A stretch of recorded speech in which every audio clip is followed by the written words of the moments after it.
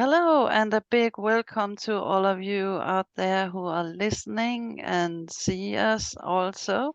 Um, yeah, I have a special guest today uh, from, almost the other side of the world. Therese Grittner, welcome to you. It's so nice to have you here. Hi, Anne. Thanks for having me. Yeah, and as I always ask, how did you get into horses and what are you doing today? Please tell us about you. So, I actually came from a not horse family, and I was fascinated with them since as long as I can remember. But I have a story from my mom. I used to sneak in anytime I would see a horse in a field or at an event. I would sneak in and go pet them when I was little. Mhm. So, thankfully, they were all very quiet horses. When I would just be in the field petting them, if they couldn't find me, I'd be petting horses somewhere. And when I Sounds got like old, me. like okay, um, when I got old enough that I could read, I only lived about a half a block away from our library, and so I would just grab any and all horse books from the library. And a big thanks to my mom. She said as soon as I read all the books in the library, I could start asking around and see if there were any horses I could work with. And so when I So grew you up, the town, read a lot. yeah, there was a lot of reading. Mm. And the town I grew up in, there was about 600 people. It's very small. We're in the middle of nowhere. The horses that I worked with were less than a mile away, and I would just ride my bike to the horses, and I would bring whatever book I had on the how to do horse things, and I would Yeah. sit in the barn, and I would just like, oh, put a halter on, and I would read how to do it, and then I would put the halter on. Like that seems right. I got that figured out. So there was Wh- a lot of failure. you you talk about it's the middle of nowhere. Where are you in the world? So when I grew up in Minnesota, it's a super small Okay. town called Cosmos. It's right in Uh-huh. the middle of the state. And I moved to Aiken 15, I think, years ago. Mhm. And that's kind of where I started all my horse stuff in Minnesota, obviously, just always obsessed with them, and worked for a barn in St. Cloud, which is about an hour and a half from where I grew up, starting quarter horses, and really got to jump into everything I wanted to be. I kept thinking I was going to have a different career because horses don't have any money in them, and They I say can't do so. it. Right? Yeah. I can't do it. I love horses, and anytime I would try something else, I would just be miserable. So I fell off a lot, and they got a off the track thoroughbred. And I had read in all of the magazines that those are the best horses for eventing. Mhm. So I said, I can teach myself how to event. And I fell off a lot. I broke my back once. Oof. I had a saddle with one stirrup because it was a used saddle from a tax sale that I got for like $75. And I was just learning how to jump. I'm like, how hard can it be? I teach horses how to do barrel racing. This is going to be easy. I was really wrong. Like there was a learning curve there. So I went and became a working student in Aiken, where kind of all the US eventers go in the winter. There's a show every day of the week. There's recognized events close to every day of the week. And it's amazing the amount of knowledge and horse people that show up in the winter there. The whole US team practices there. When I was leaving, they were building, I know it's built now, it's an amazing facility, a whole facility for like that has a 4-star event that's ran there. Like it's phenomenal. And so I got to work with top professionals for 10 years, Mhm. and just bounce around as a freelance groom, rider, crash test dummy. I got to do that a lot. A lot of this horse spins real hard. Let's put Teresa on it. And I would, like, I didn't have any fear. So let's do it. And then I got pregnant, and I Mhm. have a 4.5, she'll tell you, a 4.5-year-old daughter. And I realized that's probably really bad for my body when I'm growing a human. So I got a real horse job with paid time off and everything Okay. in Charleston. And that's about 2 hours from Aiken. And I have been here pretty much ever since, like about 4.5, 5 years. And actually, I think this October it'll be 5 years. And I worked for that company for a year, and then the pandemic. And in the middle of the pandemic, I said, I'm going to start my own lesson barn. And I did. Yeah, yeah. That's it. The pandemic was not just wrong, it was right for a lot of people. It could not have happened at a better time. Like, I got to spend a whole bunch of time with my kid. I had an entire year that I wasn't worried about. Like, I got to watch her grow for a whole year before I really started panicking about how am I going to eat and what should I do with my horses. So I was very fortunate, and I'm very lucky that I didn't know anybody that was, that had passed away from it, because I got to just enjoy the plus side of being able to go slow with my Yeah, child. So that was yeah. really cool. Yeah. So, where did you end it? So now I rent a facility from one of the directors that I met at the real job. I Yeah. rent a very cute facility. It's an enormous field with a lit arena, and I don't teach the standard on the rail, eyes up, leg on, get behind the pony in front of you and keep trotting up down lessons. I teach the max 2 students to 1 instructor, and I include herd dynamics. And are you comfortable with doing this? I'm not going to yell at you if you don't get it right. I want you to try it and fail and figure out how to do it. And here's a book. Here's some Here's a video. book. Yes. Yeah, many books. I have a whole little library that kids get to check out if they want. But yeah, I get to, since it's my program, I can kind of let them go on their timeline. We're not a show facility by any means. We're a kids program. I encourage the kids to build a relationship with the horses. And so right now we have 4 horses. One of them is a 21-year-old quarter horse. Her name is Snuff. She's like the matriarch, and she has a myriad of health issues that kind of keep her permanently unsound.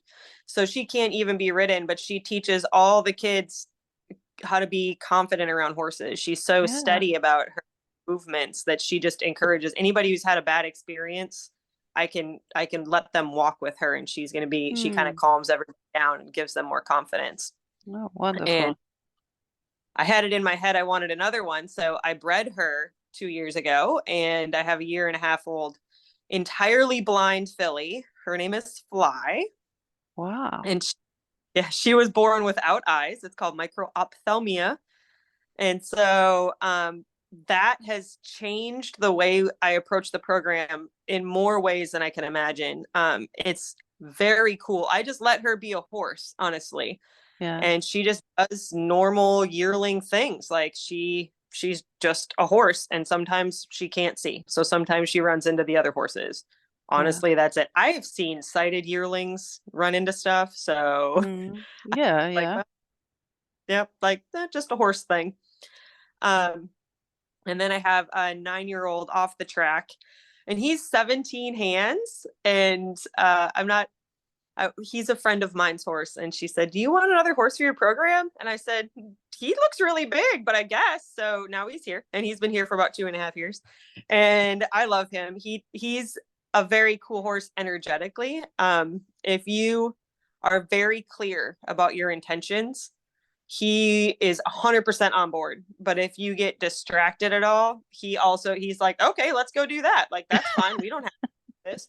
He will not keep you on task. Like, he won't participate if you're not participating at that same level. Well, And so it's great for the kids. The kids learn real quick. Like, oh, if I yeah. want to work with you, I better be on it and know what I'm thinking next. You better leave your phone at home. Yep. And Mm. don't look around, or like, and I encourage the kids, like, if you feel like you need a break, take a break. Like, Yeah. go, like, walk away, get out of the horse's space. Mm. And that's part of it, is learning to recognize that in themselves, and learning, like, to just be comfortable saying to an adult, like, hey, I am overwhelmed, I had a rough day at school. We This is a fun thing to talk about. They practice lockdown drills here in the United States for kids. So because of the horrible, horrible situation with all shooting related things with Oh, guns, wow. Yes. and so frequently on days that they practice those at school, the kids, they don't know how to handle that fear or that scared, and they'll come and they're entirely unregulated. And so we'll do some mindfulness and grounding on the way to the horses, and they'll just need 10 minutes with the horses, and they'll even just sit outside the fence and just relax for a little bit and pick a flower and hang out and get back to present before they are. And I'm like, whenever you guys are ready, you get to choose when you go into the herd, when you're going to start to think about things. And it's really beautiful because the kids will show up very ragged, and all of a sudden the horses are actively communicating with them and they're having a conversation, and you can see the horses helping them calm down. And Yeah. Fly, the blind filly, is actually, she's one of the best calmer horses.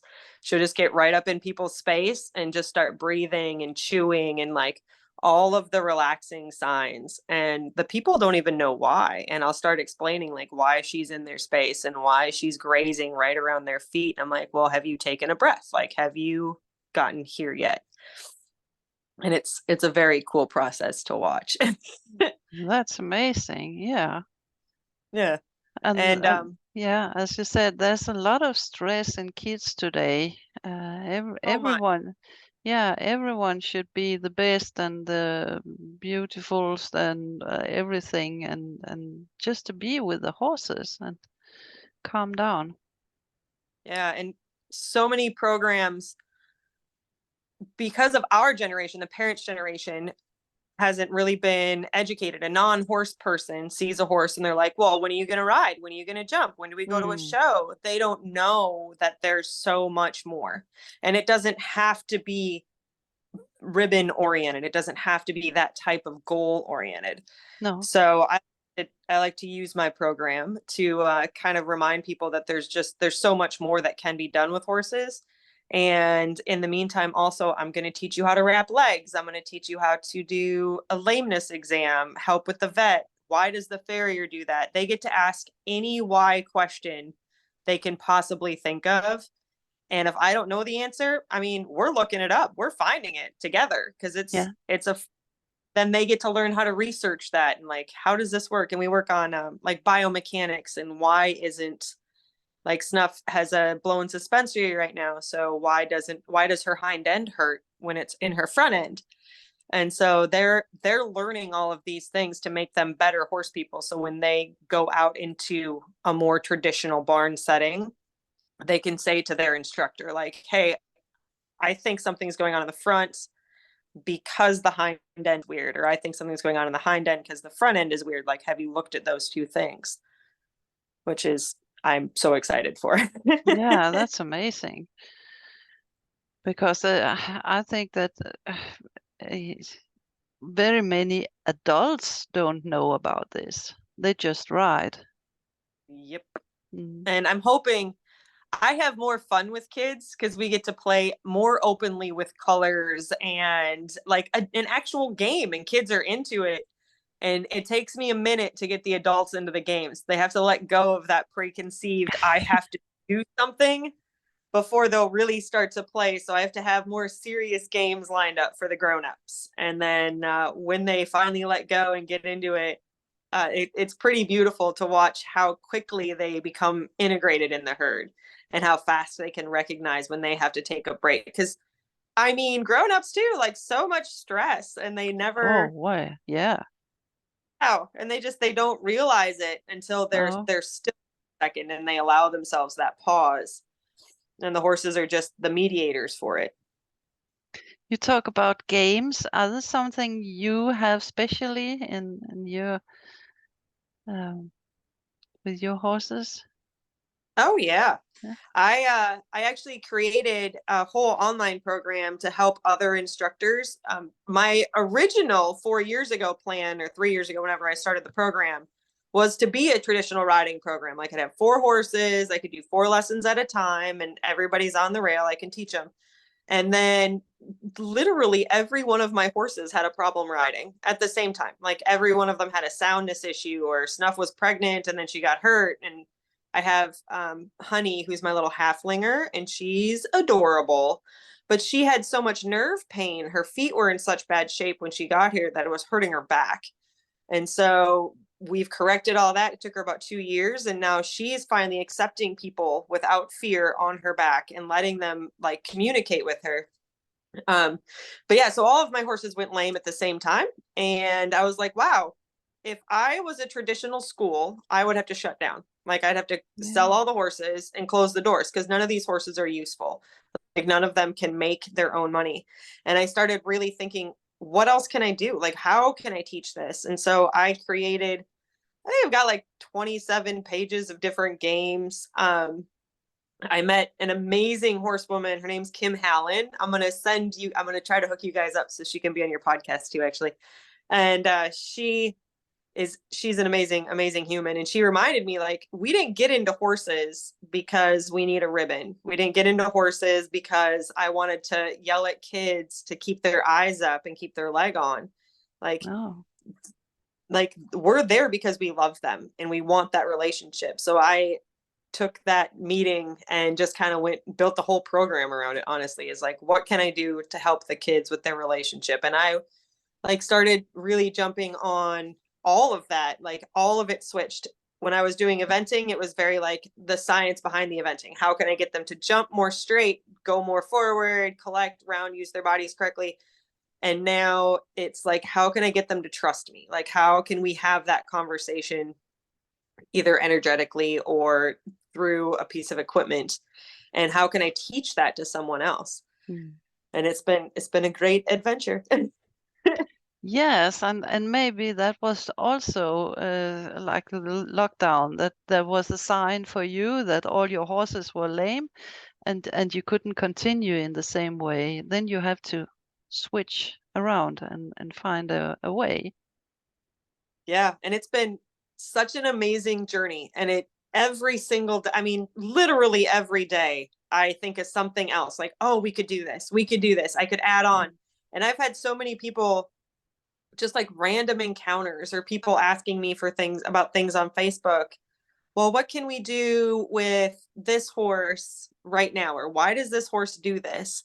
And I've actually been through it. So I get to say, like, hey, let's try this. Let's try this thing. I've had so much more learning, hands-on practical learning experience in the last 4 years than I had in the 20 years I was riding before that. And it's like, it sounds terrible because yes, all of my horses have had some sort of medical problem and I hate that for them. But I've learned so much more, like just been a phenomenal learning journey. Yeah, but even if they had to go through this, they did. They come out on the other side. If they've been on a riding school, I'm not so sure that they would have survived. Absolutely not. And I know that. And when I bring new people into the program, I'm very picky about who comes here. We have a meet and greet first before they sign up for the program, so that I can kind of assess, like, all right, do you understand what we're doing? Do you even have an idea? Or do you think that you're going to get here, your kid's going to ride, it's going to tack up for 15 minutes, 45 minutes of riding, 5 minutes of cool down, go put the horse away. And I want to make sure that that is never an expectation. And that helps create a more understanding of like what we're doing. Because like sometimes the kids don't ride. Like sometimes they just stand in the field and that's all right. And I don't encourage bringing treats into the field. Like, yes, I teach kids how to do clicker training. So yes, there is food sometimes involved. But it's all an honest, open relationship. And so I tell all the parents that, and I'm like, this is why I have this herd. Every one of these members of this herd would have been sold, every single one of them, or put down, like realistically. And I don't want to give that message to my daughter. So inherently, I don't want to give that message to your kids, that horses are disposable and that we should just get rid of them if they're not being ridden, because there's so much more to do than that. Yeah, and sometimes if you are patient with a horse, maybe as you said, it took 2 years for your Haflinger. Maybe put a couple of years in them, they will recover and you can use them again. But people don't have the time today. It is No. money, money, money. It's too expensive to have the horses so long time, so they just put them down and buy a new one instead. Yep. And I'm hoping, my hope for the program is to kind of teach the kids directly that, like, just because a horse isn't being ridden doesn't mean they're not good for something. Doesn't Mm. mean you can't engage with them and still have a conversation. And then indirectly teach the parents, like, this is a realistic thing. This will happen if you get a horse. The horse will get hurt. It's their horses. It happens. Yes, Like, yes, this is things that you can do, the parents can do with the kid. They can encourage the kid. Like, this is a life lesson. Like, things do not have to be disposable. Like, we deserve, we owe it to them to try to help them. And, like, yes. I get they're a thing. All right, do it in chunks. Like, Yeah. everybody sees my Facebook. It's regularly like, hey, Fly's got another vet bill. Here's my GoFundMe. Like, who wants a lesson? Like, we're having events this month as a fundraiser. It'll be great. Yeah. So, like, yeah, it's unfortunate, but I think it's a more realistic side of horses than a traditional lesson program. Yes. It is. It is really. That sounds great. So you are making a digital program with I the am. games. You said yes. Yep. And Interesting. so I my it's I did it last year and I haven't really restarted it since the summer. But my hope is to help other instructors with the similar size programs or even bigger programs build their own individualized unmounted program. Just give them the confidence that they can have their lame or broken horses participate in a maybe a completely different thing, like in a different way. So I've had like half a dozen, maybe a dozen clients so far, and I honestly, I just listen to their programs.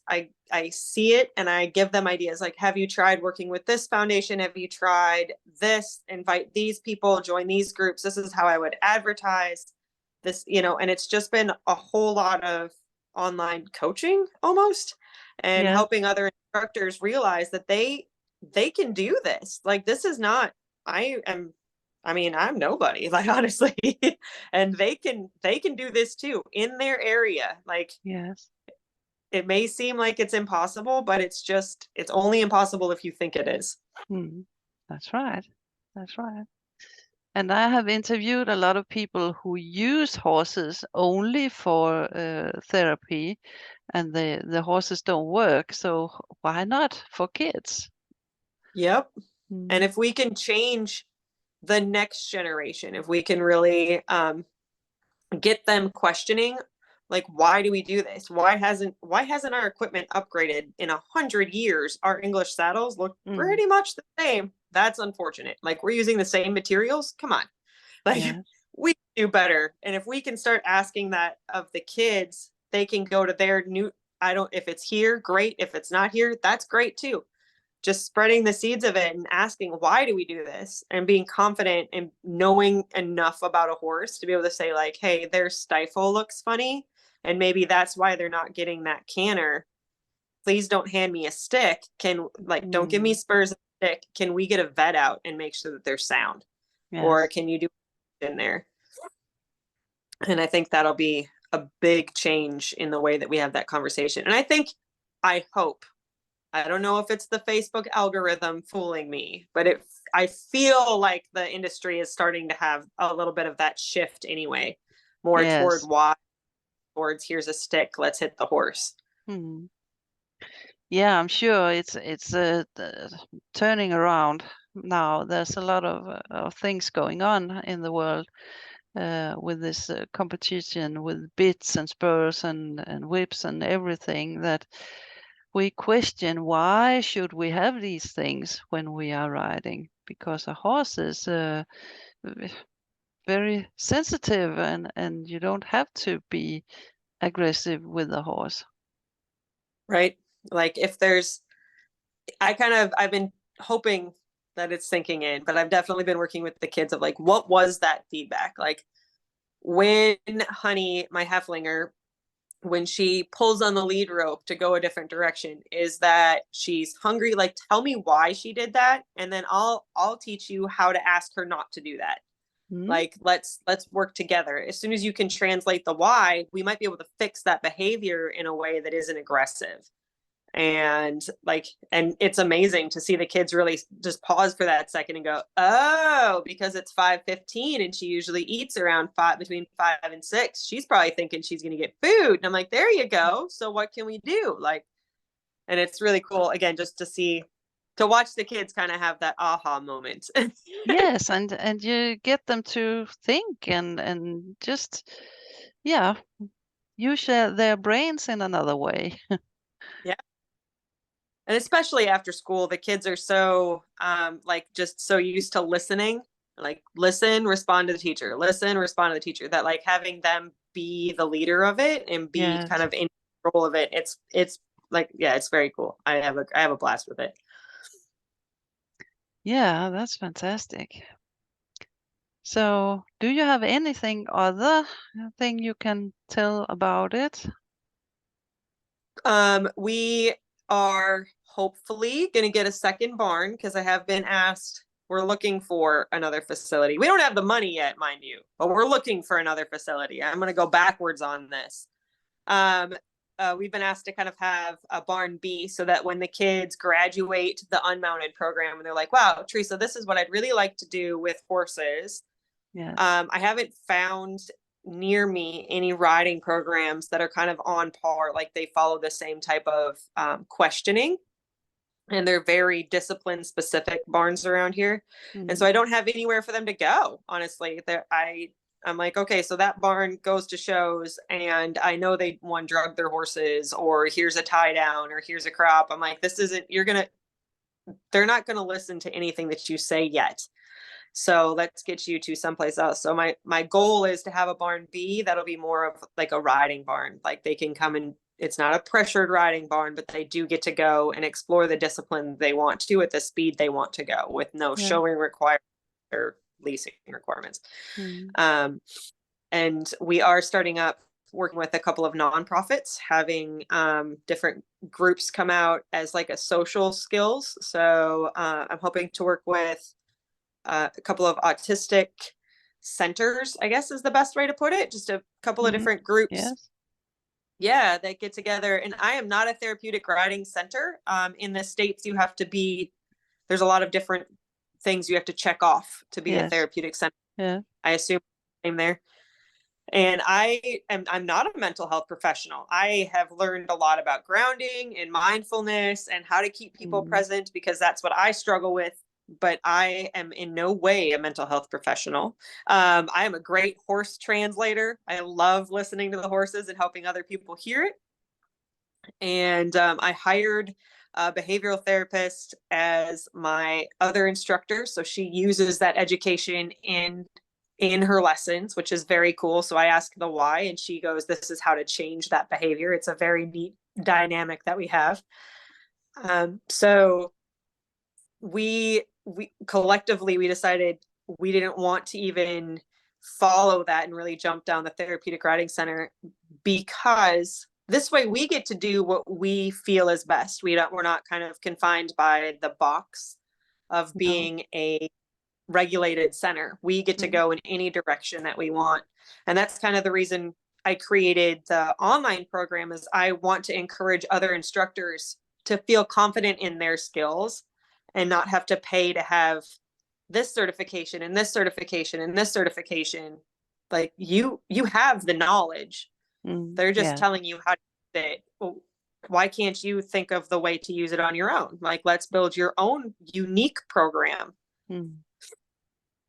So that's our goal, is 2 barns and just kind of change the conversation.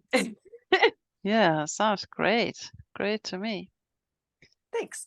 And I reckon that other people from all the world is watching this program here, and maybe they want to get in touch with you. Where can they find you? On Facebook and Instagram, we're Bit O Gold Equestrian. And if you're interested in watching, I set up an Instagram and Facebook for the Born Blind foal, and it's Fly the Blind filly. And it's very cool. It definitely highlights a lot of the nature versus nurture of horses and like things that you wouldn't think like horses just inherently do. No, it's a lot of it like their mom shows them. And since Fly can't see, she's never seen it. um, and it's I joke a lot about how easy it is to have a blindfold because like she doesn't spook at plastic bags or blankets or That's right.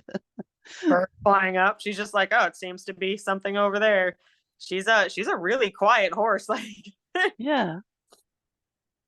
so but yeah, if they're interested, if anybody's interested, it's Bit of Gold Equestrian on Facebook and Instagram, and Fly the Blind Filly on Instagram, Facebook, and YouTube. I'm going to try to get a little training channel of like the things I have to convert.